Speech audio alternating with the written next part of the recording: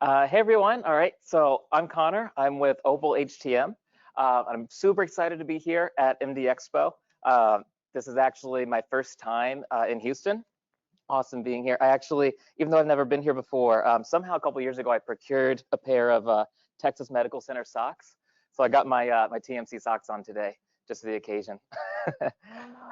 So, like Harley mentioned, we'll be talking about utilization-driven management for infusion pumps, and a study that I was a co-investigator on to lay the groundwork for making that possible. So our motivating question is utilization-based maintenance. Is it feasible? And conceptually, we know that it must be because plenty of industries use this approach. The military maintains things based on duty cycles. Factories look at throughput on their machines. Hey. Yes, yeah, please keep it. Yeah, you can write on it, whatever. Yeah, absolutely. Aviation looks at flight hours when they are maintaining jet engines. But what about healthcare? Except for a small minority of devices, ventilators, some imaging equipment, this utilization-based approach really hasn't caught on yet in healthcare. And intuitively, it makes sense that the amount of upkeep will change based on how much a device is used. But as we all know, intuition can be wrong. So there's still a great deal of uncertainty around how utilization should factor into maintenance, if at all, for most types of medical equipment. Now, until recently, it wasn't even possible to study this. We didn't have the data, and even if we had the data, how would we even implement it, beforehand? But luckily, that is quickly changing. First of all, data-driven maintenance through AEM programs have gained a lot of traction in recent years, ever since CMS allowed you to start bringing in data. And actually, Binsing Wang is here, pioneer of evidence-based maintenance. So welcome, Binsing. And so now finally, we can actually look at our data, figure out how to tailor our maintenance accordingly. Now, fortunately, at the same time as that change has happened, there's been an explosion in new sources of data, especially as more devices become networked. And for some of those devices, we can actually ascertain their utilization and start to look at these comparisons. So for us, we decided to look at infusion pumps because, especially with these smart pumps, because they're an ideal candidate for this kind of analysis. First of all, they're long established. They were one of the earliest things to be networked and start communicating data. They're widely used. Every hospital has thousands of them, and they are pretty troublesome. So actually, in let's see, 2022, ECRI put damaged infusion pumps at number 3 in their list of top 10 healthcare hazards. So if we can make a difference with infusion pump maintenance, there's a lot of benefits there. So that's why we started out looking at these. So to find out, to start to dig into this, we conducted a study analyzing the impact of utilization on maintenance for these devices. And this study was sponsored by the Amy Foundation Mary Kay Logan Research Award. So shout out to them, really appreciate it. And if you all have research questions you want to pursue in your own organization, this is definitely a great resource to get some funding to pursue those. And this project was a collaboration between the George Washington University, Opal HTM, UCSF Health, as well as Bainbridge Health. And I can talk more about what each of those partners did. So long story short, our findings, first of all, utilization does impact maintenance, but in a counterintuitive way. It happens in maybe not how you'd expect. We found that there exists an optimal utilization range where devices are most reliable.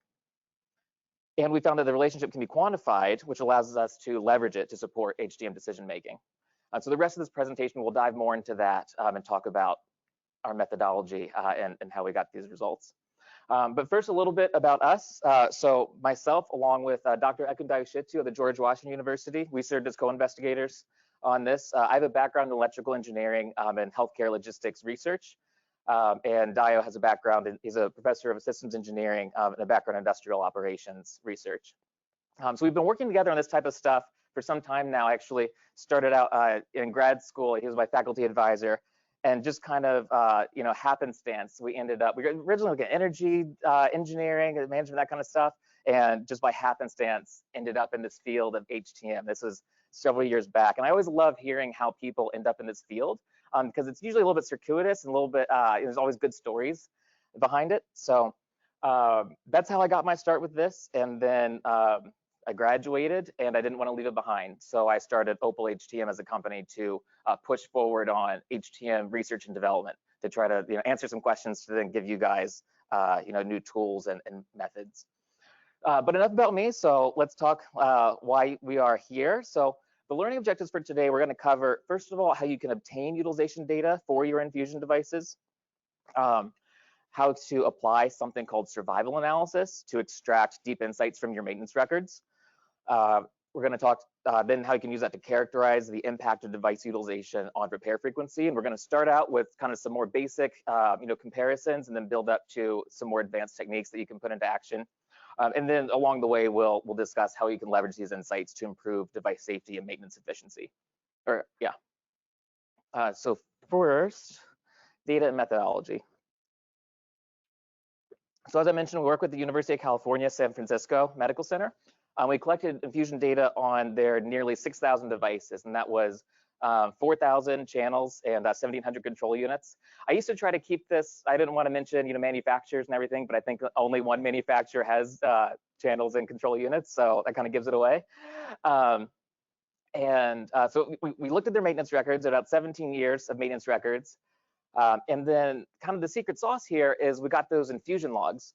So every time the device was on, off, what its flow rate was when it alarmed, that was all saved into a database. And originally we were actually working with different hospitals, and we were having a real heck of a time trying to get this data. We could, HTM doesn't necessarily have that data, so you call it pharmacy, and pharmacy they're like, yeah, we can see that for like 90 days back, or maybe we can give you all the keystrokes, but that's not really helpful. And it's by working with this company called Bainbridge Health. They're actually a clinical pharmacology informatics. There we go, I got that right. Informatics company. And they're able to do some data mining, and at least they claim that all that data is like in your databases somewhere, and they have the methodology to extract it. So we were able to look at their the Infusion logs at UCSF all the way back to 2016. And now, so survival analysis, it's a really powerful tool that can be used in HTM. And don't worry, this stuff isn't too scary, but definitely I would want you guys to take away what this is and how you might apply it. So first of all, it's a branch of statistics for analyzing time to event processes. So in our case, we're interested in how long it takes a device to require repair. That's the time to our event. So and its applications in many fields, these statistics, but it comes originally out of medicine. So we have an example there in the top right corner, if you can see it. And that's actually a chemotherapy efficacy study. So when we say survival analysis, what we're graphing there in that top right corner is the survival of two patient populations. And you have the blue line is just kind of regular old chemo, and the red line is chemo with monoclonal antibodies. So because the red line is above the blue line, that shows you that the monoclonal antibodies helped the patient survive longer. But it's originated out of medicine, but we can actually apply it to HTM as well. So on the bottom right there is a study that was published in Amy's journal, BINT, a few years back, looking at infusion pump battery comparisons. And so it might be hard from your guys' vantage point to see, but it's comparing 3 different battery suppliers, the OEM and then 2 third-party ones. And they're actually comparing how long those batteries lasted over time. And so you can actually see that OEM one outperforms the other ones by a bit. So there's a lot of insights you can get applying this analysis, and we're going to discuss how you can put it in action. It's very well suited to AEM formulation, these kinds of tools, because I think right now the standard with building AEMs is usually around mean time between failure, and that's just kind of a point estimate of when on average something will fail. But this gives you deeper insights because you can actually see the probability of failure of repair over time and how that changes and what might have affected, as well as comparing the impact of different factors. It can be readily employed using statistical software like Python or R. Even if you don't have experience with that, you might have a data person on your team or in your hospital that can put that in place. But increasingly, it can actually be incorporated into CMMS. My friend, who's an HTM director out at Vision 2, the VA in the New York City area, they recently rolled out a new CMMS, and she specifically asked them to build in survival analysis tools into it. So even if you don't have this now, pretty shortly, you might have access to it. One thing I meant to touch on, this third bullet point up top. When I say the survival analysis can maximally extract information from partial, and the jargon there is censored observations. What I mean is that if you have a device, and so you have a device, and then at some point it fails, there you go, that's great. But if you have a device and it never fails, or let's say it's recalled before it fails, all you might know at that point is that, okay, this thing lasted for 2 years and it never needed repair. And kind of classical analysis, you might just have to throw that out, and then you end up with biased results. These statistical tools let us actually incorporate all that information, even if it's only partial. So it can really be adapted to whatever your data situation might be. The way this works is that we can treat our maintenance logs as if they're a collection of reliability trials. So just a whole bunch of experiments, one after the other. And we look for each trial, we can see, so okay, the device has a repair, then we start the trial, and then it keeps going, and then it has another repair, and then that's the end of that trial. So we can see what the trial's duration was, and what kind of repairs it culminated in. And so that's how we look at that. From our CMMS records, we can then extract all these trials. So for our 6,000 devices, we end up with tens of thousands of tiny little experiments. It's really intuitive when you think about it, how you think about your maintenance records, and really it's kind of like a bunch of tiny little experiments of how long did this go before it needed a repair, and what kind of repair did it need. So we can extract all those experiments, line them up, and then we have this time to event data that we can run our analysis on. Now, this might look confusing. Don't worry, the math is just there for your reference, but conceptually, it's actually pretty simple. The way this works is we have, like I said, all of our kind of little experiments right here, and we divide up our trials into discrete, time periods. And for each time period, you look at, okay, how many devices made it this far, and then what's the proportion of those that needed a repair? All right, now how many devices made it to time 2, and what proportion needed a repair? So you can figure out the repair, that repair proportion for every single slice of time. And from that, you can figure out the repair probability. So what's the chance over time that your device will require repair? And you can also extract the repair occurrence, which is cumulatively how many repairs can we expect over time. So when we actually run that on our data, this is what we get. So we're going to start with repair probability of these infusion pumps, and we're looking specifically at the channels now. We're going to keep looking at the channels for a while and then circle back around to the control units. The way to read this graph is it starts out at 0% and goes up to 100 on the x-axis. And so at 0.1, that's the probability of a repair within 1 year. 0.2 is the probability of repair within 2 years. So that's kind of how you can interpret that. And I'm wondering if anyone has any first impressions that they want to share. There's no wrong answer. Just want to hear what your thinking is as you're glancing at this. So this is what 60% the first year is probability rate. Oh, I forgot that you guys have all the answers in front of you. Okay. But yes, good job. Yeah, absolutely. Yeah, exactly. So you look at this and it's like, wow, these things actually, yeah, 60% within the first year. Once you repair this device, this channel, it's more likely than not that within a year, you're going to be repairing it again. That's pretty incredible. I was really surprised when we saw this. Yeah.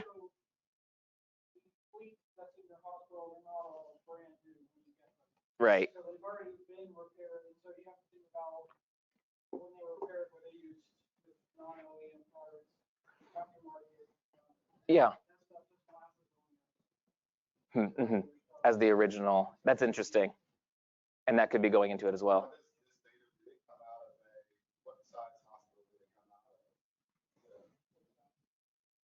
So there's 6,000 pumps. There's 4,000 channels, 2,000 pumps. I mean, it's a healthcare system. I'm trying to remember how many beds.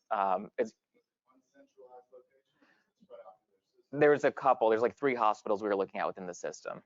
And the largest one, I don't want to throw out a number. Maybe it's like 900 or 1,000. It's like in that ballpark. Yeah.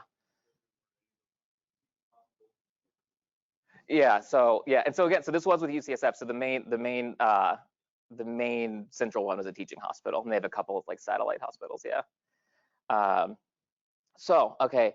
So yeah, it's really high. Now the other thing is you'll notice it's kind of lumpy, right? When we're first looking at it, it jumps at every 1 year increment. And at first, like, oh, it's really interesting that these infusion pumps just seem to accelerate their breakdown patterns right around 1 year. Oh, but then look, after you pass 1 year, it decelerates, and then you get to the year 2, and it accelerates again. I'm talking about, let's see, I'm supposed to have a highlighter here. Okay, well, the highlighter's not working, but I'm talking about these little hops. And when you think about it, it doesn't really make sense, does it? That this is, accelerating and decelerating on these like annual periods. And so now I was gonna keep doing the audience participation, but like you guys have all the answers. The thing that's skewing this is annual PMs. You think about, well, what's happening every year? Well, it's getting PM'd every year. And so this is actually a little bit skewed. It's distorted at every 1 year mark because there might be repair that became necessary around 7-8 months, but you don't find it till a year, right? And so that's why at the year mark, you see it looks like it accelerates and then it levels off and accelerates again, because you're actually finding everything at the 1 year marks. Exactly. Yes.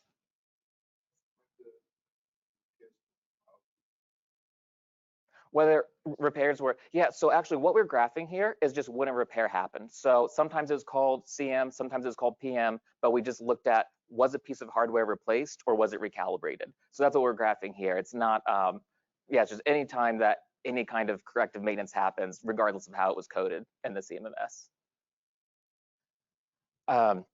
So we can overcome that, that warping by applying a statistical model. And in our case, it's an exponential model, and it actually fits over those humps pretty well. So that's modeling the real breakdown process that's going underneath. So we see the repair probability 60% within 1 year, and log that away for a second, because what that means is that currently our PM schedule is built around kind of a risk threshold of 60%. That is allowable. And I want to be clear, it's not necessarily a 60% chance of the device breaking down, even though I've kind of said that. It's just 60% chance of them doing a repair. So they might see that like, oh, this connector's a little corroded, I'm going to replace it. And that's a repair. It's not necessarily a failure. So I just want to be explicit about that. So when we look at the repair occurrence, and now in this case, the y-axis has changed. We're not looking at percentages anymore. We're looking at, we're counting. So how many repairs can we expect over time? And just to note, see the kind of lighter colors surrounding darker colors. Those lighter colors, it's just a 95% confidence interval because we're working with statistics, so there is a confidence interval involved. So I want to be explicit and just show you guys that. The way we interpret this graph, this repair occurrence over time, is you look at the shape. So it's similar to the bathtub curve, if you're familiar with reliability engineering. And so if we see a concave shape, and it goes like this, then that's early failures of a quality issue. You have a burn-in period, sometimes it's called. Convex, where you start out with very few repairs, and then all of a sudden a lot of them come late. That's going to be a wear-out process. And then we have linear, which is just constant random failures. There's some kind of other process going on that's just causing a constant repair rate. So for our devices, we see that the curve is nearly constant over the long run, about 0.92 repairs per year per device.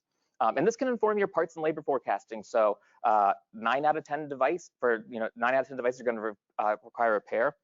That might not be, let me rephrase that. For every 10 devices you have, you'll need 9 repairs. That's probably the better way to think about it.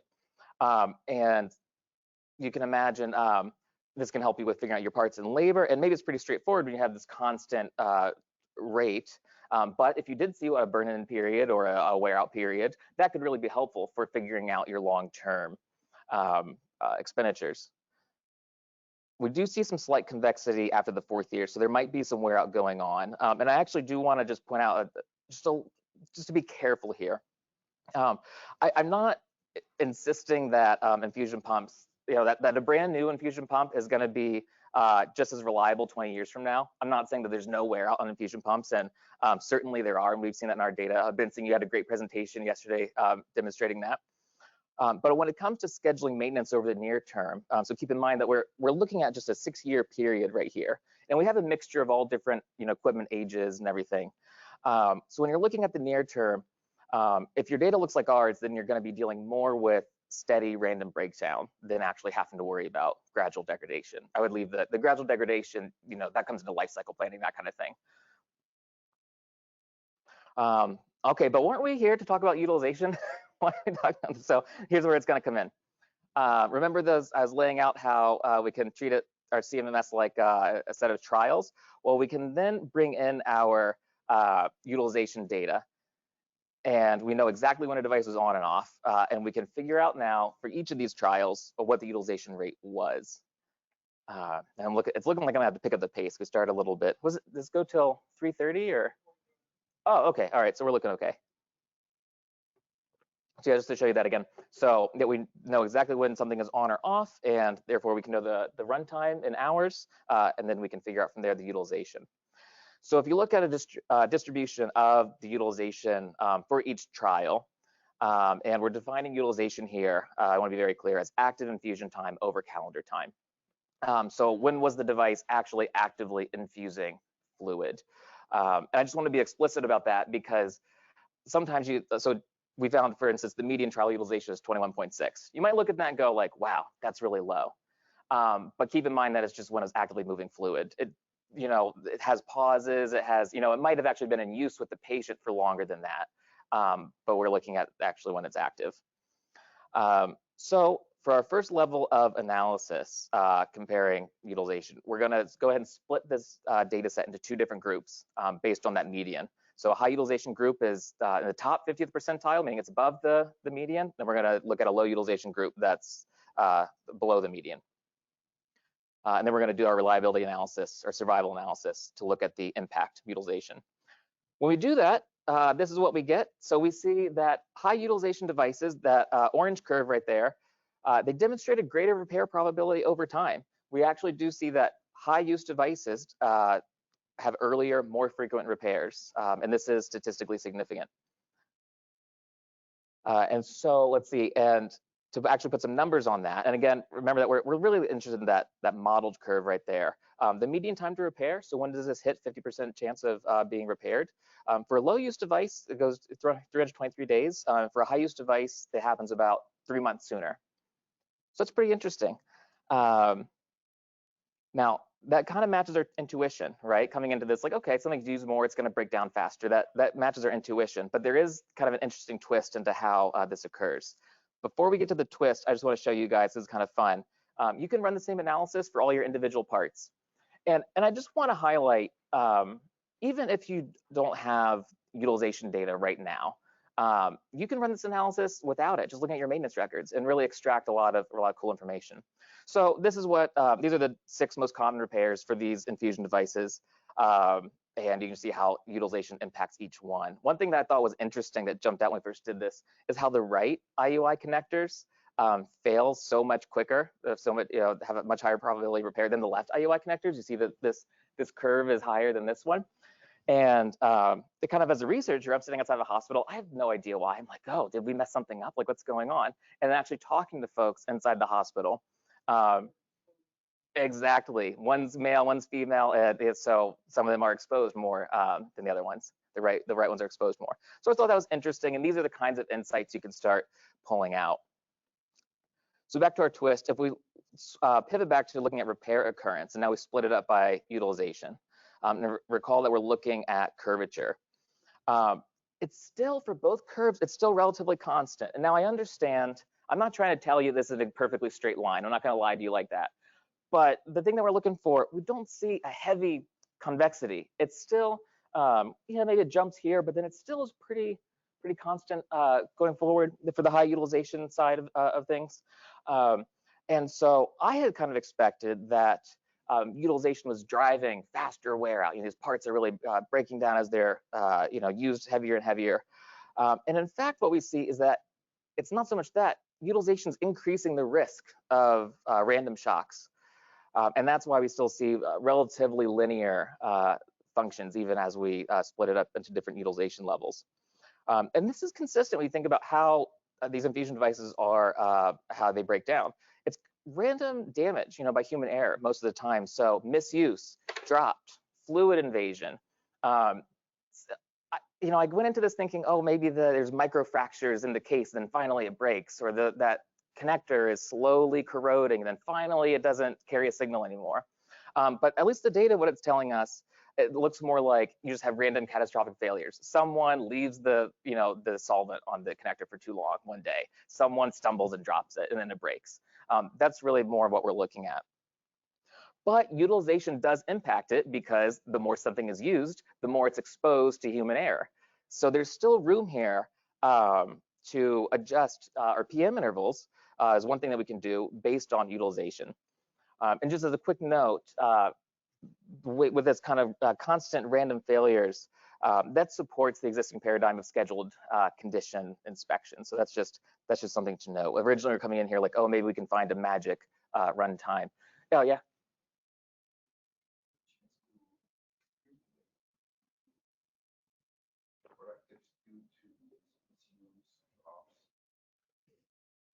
No, we were just looking at yeah.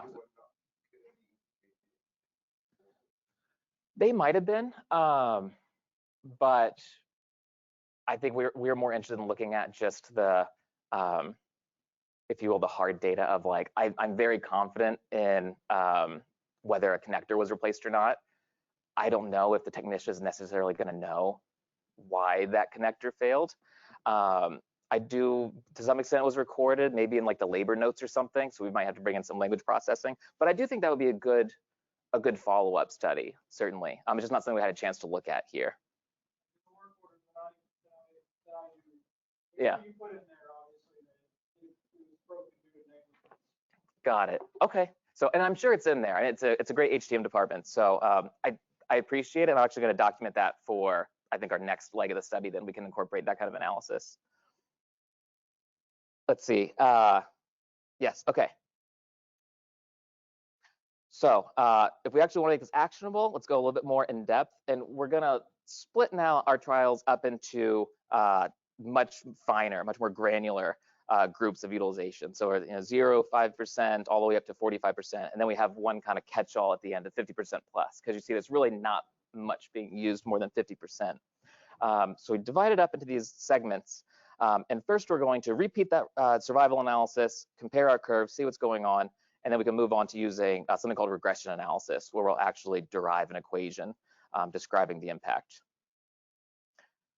So when we look at this, we see again that high utilization devices generally have a greater repair probability. Higher utilization right there is the warmer colors, and those are consistently to the left of the cooler colors. So we're seeing that same kind of pattern. But interestingly, we are seeing some exceptions. You see those dark blue curves with like 0 to 5% utilization, 5 to 10% utilization. That's actually not, it's not following the pattern. Like we'd expect those to be all the way out on the right, but instead they're kind of in the middle of the pack there. So what's going on? We'll just try to help clarify this a bit. What we're going to do is we're going to plot where each of these curves crosses our 60% threshold, just so we can look at, if we're going to change our PM schedules according to utilization, let's try to keep the risk level the same for now. So let's just look at that 60% level and where each of those curves hits that in time. So when we plot that, this is what it looks like. So on the y-axis, we're looking at the time until the repair probability hits 60%. On the x-axis, we're looking at utilization rate. And we can see, first of all, that there's like an optimal band between 10 and 20% where these devices go the longest amount of time without requiring repair. And then, as we expect, as you increase utilization from there, you increase the frequency of repair. Interestingly, and this is why our blue curves to the left, interestingly, very low utilization devices are also associated with earlier repairs, which is not what I expected. I thought that if something is just sitting around in the closet unused, that we would see really long periods of time where it's not getting repaired. But in fact, that's not what we saw at all.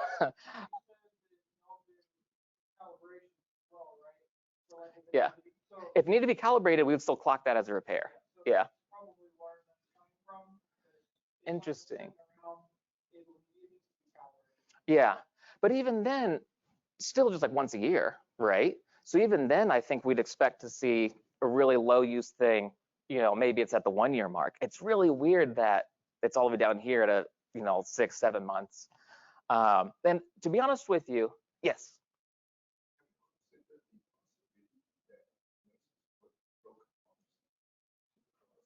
Yeah.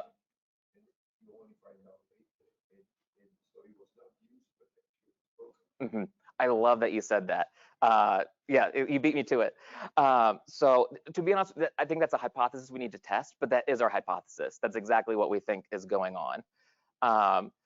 That utilization level, it's both a cause and an effect of device breakdown and repair. So yeah, we have high utilization drives higher risk exposure to human error, drives faster breakdown. But then breakdown can also cause clinicians to avoid it, to put it in a closet with a sticky note on it, and that leads to low utilization. That's what we think is going on here. But either way, you're sitting back in the biomed shop. Either way, if you have a view into utilization, it can still be a signal as to what's going on, as to the device condition. If something is really high or something's really low, that still tells you about what's going on with the device. So a potential application of this, and this is just an example, I'm not saying that you should follow these numbers, but just to highlight something that you might be able to find out for yourself with your own data, you could do something like a tiered PM schedule if you're able to operationalize it, where really low use devices, things that are being avoided, as well as really high use devices, things are being heavily driven all the time. You might PM those every 6 months just to make sure that you're keeping on top of the high risk devices. Those devices that are in the optimal band, 10 to 20%, that just seem to have really great reliability, you might look at them only 18 months. And then all the other ones you can leave at, on annual. And again, you can pick your own numbers, see what makes sense with your risk profile and your data, but this is an example of an application of this. I would say the problem with that for the 18 months is the pump decides to tell you when it's due to PM. Got it. Okay. So you couldn't, yeah. It'll say due to PM on the pump procedure. Yeah. Now that's interesting because I know this is really rare. It's on the card. Yeah. Implemented on the card, the date, Huh. the end of PM. Okay. So it will say PM due whatever day. Yeah. And do you have to follow it? Does it like lock up the pump if you don't do it? And the reason why I'm asking, yeah. It'll keep every time you turn it on.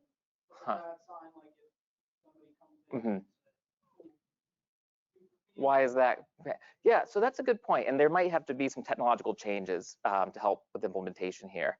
My understanding, I know it's very rare, but my understanding is that some folks have put infusion pumps on AEMs, even like some people doing like run to fail. And again, I know it's rare.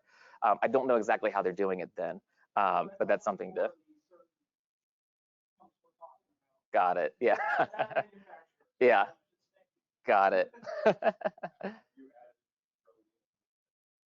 We haven't yet. So what we're going to do, we're going to walk through all the stuff with the channels, and at the very end, I'm going to say, and if we did all this again for the control units, here's the results. Yeah.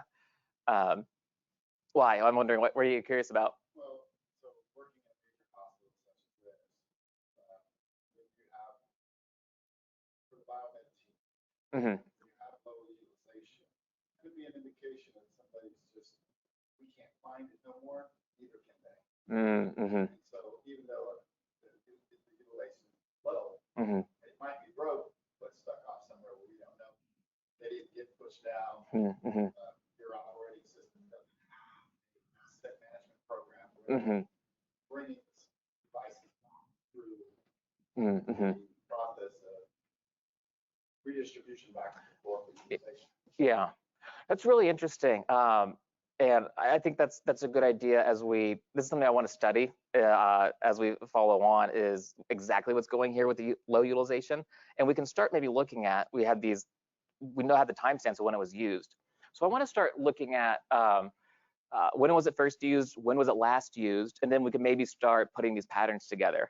Like if it was last used several months ago, then maybe it broke down or was lost. If it's just been low utilization the entire time, it was used recently, just not very much, then that might be a more interesting story. I'm not sure. That's a really good point, I think. I appreciate it. Also, on the system maintenance for that manufacturer, you can download the error log. And it'll show you, okay, well, at this day, it beeped this alarm. And so you can plot it that way as well. Say, okay, well, they tried hooking it up and tried running a Infusion, and then it had the alarm. It gave you an alarm. It'll Yeah. give you for the error code every single time it did it for the device.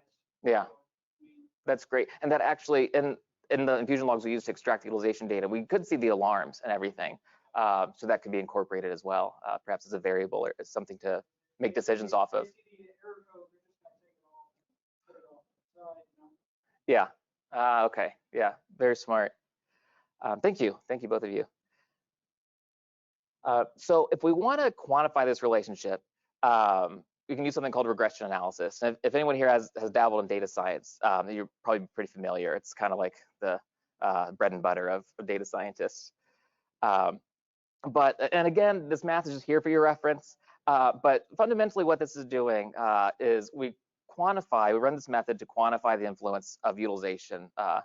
Okay, so we're looking for quantification. Instead of just looking at curves and everything, let's go ahead and get some numbers on it.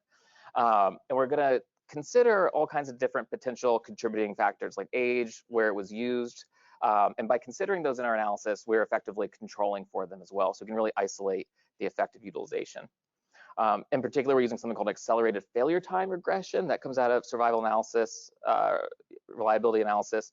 And that estimates how our variables speed up or slow down device breakdown. So for each of our variables, we're going to get a little coefficient, say 2, 3, 4, and that's going to tell us how much are you speeding up the breakdown process.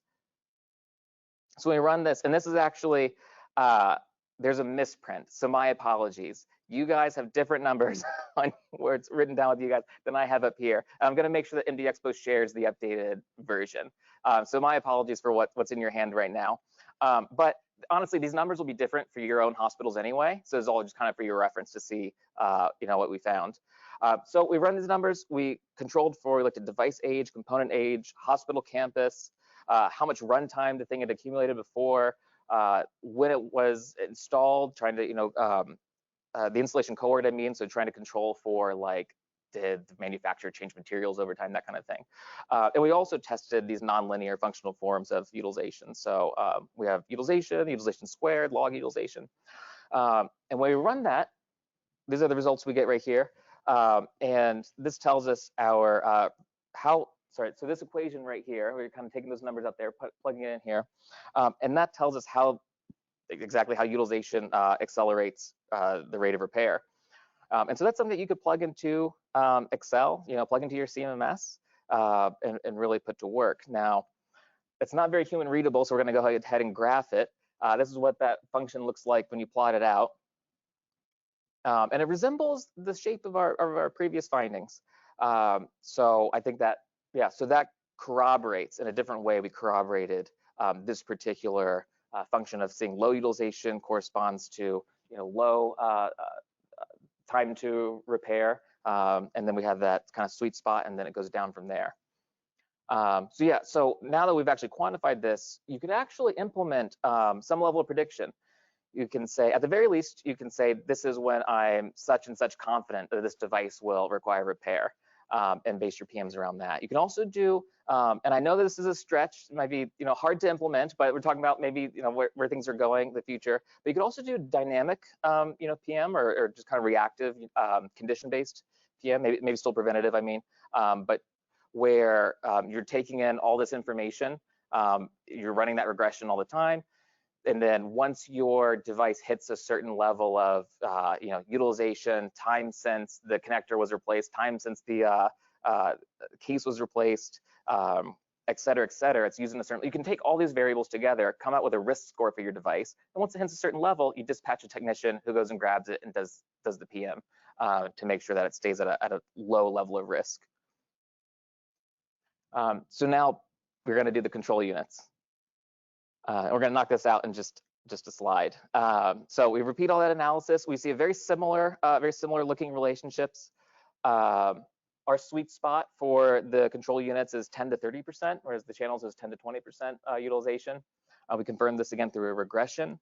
And when you look at it also, this is probably intuitive to you guys, control units, they require less repairs, or repairs less frequently at least, than the channels. And so even though we're seeing a lot of the same shapes, everything is bumped up by a little bit because these things are more reliable than the channels themselves. And so we've graphed out there to, or put in the table some of these associated values. You drop that thing, you get a crack.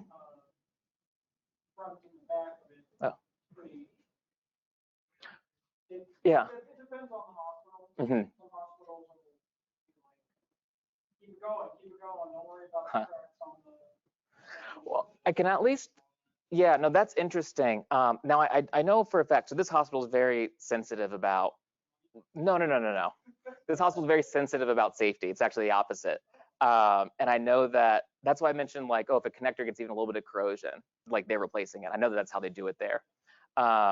And so actually my thought is that some of these numbers, like 60% within 1 year, you know, that your channel's gonna need to be repaired, that might be lower for a lot of hospitals. I know that at this particular one, they're very sensitive to anything breaking down. So I'm confident they didn't do that they didn't let the PCU go, you know, cracked for too long, but it is really, really interesting that, yeah, of course they are also liable to break down for sure.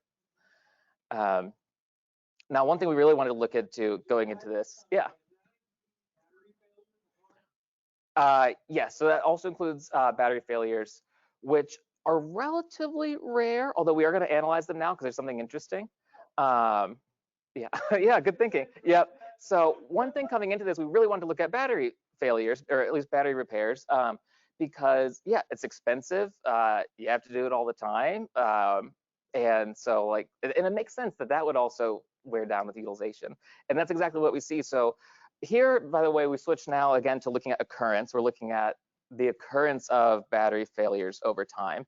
This is not repairs, this is failures, because they're repaired every 2 years. When we graph battery repairs, you just see it, they're almost all right at 2 years. So if we look at just when the batteries failed and we plot that out, we do see, finally, we see a convex curve. We see a couple of convex curves, huh? That's right there is for sure a wear out pattern. And so it makes sense. The more the battery is being used, it is actually physically wearing out until it eventually fails. And we see that utilization is having a pretty big impact on that. Yeah, okay, so battery failures, if you look at that orange curve, I know it's a little bit harder to projector, hopefully what's in your handle help. Battery failures is almost 3 times as likely once you get to the 2-year mark in high utilization devices as low utilization. Now, the good news is this 2-year repair schedule, it's keeping the failure rate low. These things aren't failing that often.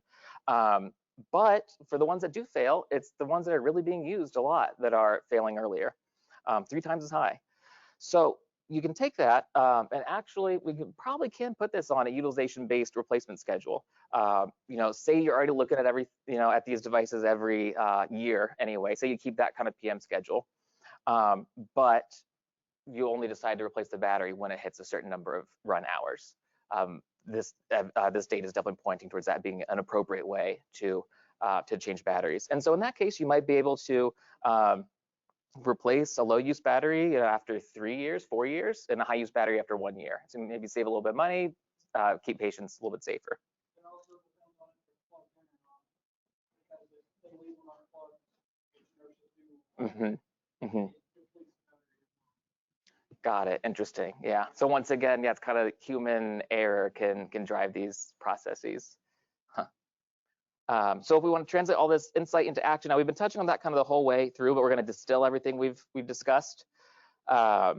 Just to recap, so our key findings here is that utilization, it does have a quantifiable, statistically significant effect on repair frequency, even when we control for other factors. We see that there's a peak reliability zone, around 15% utilization for channels, and it's up around about 20% for control units.